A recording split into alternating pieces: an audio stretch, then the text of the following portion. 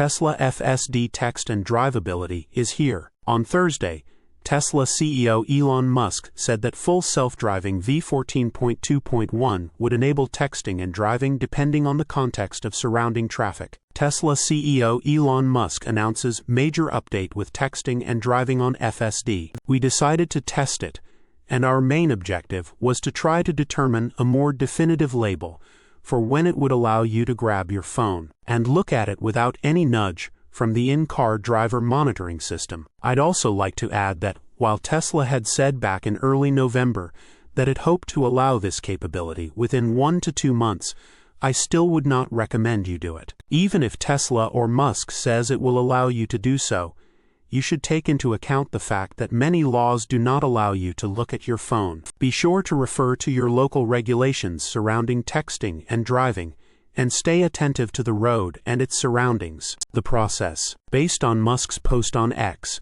which said the ability to text and drive would be totally dependent on the context of surrounding traffic. I decided to try and find 3 levels of congestion. I also tried as best as I could to always glance up at the road, a natural reaction. But I spent most of my time during the spans of when it was in my hand, looking at my phone screen. I limited my time looking at the phone screen to a few seconds, 5 to 7 at most. On local roads, I didn't go over 5 seconds. Once I got to the highway, I ensured the vehicle had no other cars directly in front of me. Also, at any time I saw a pedestrian, I put my phone down and was fully attentive to the road. I also made sure there were no law enforcement officers around. I am still very aware of the law, which is why I would never do this myself if I were not testing it. I also limited the testing to no more than 1 minute per attempt. I am fully aware that this test might ruffle some feathers. I'm not one to text and drive, and I tried to keep this test as abbreviated as possible, while still getting some insight on how often it would require me to look at the road once again. The results: low congestion area.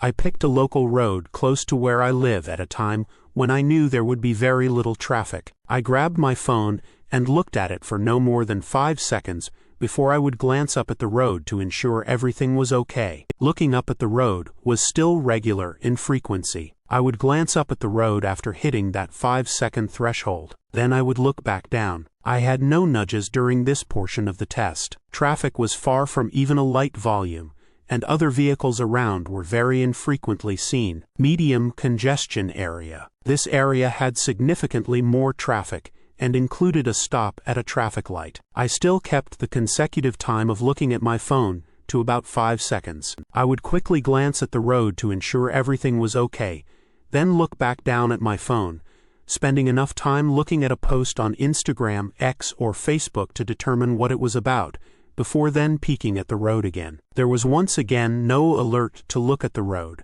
and I started to question whether I was even looking at my phone long enough to get an alert. Based on past versions of full self-driving, especially dating back to version 13, even looking out the window for too long would get me a nudge, and it was about the same amount of time, sometimes more, sometimes less.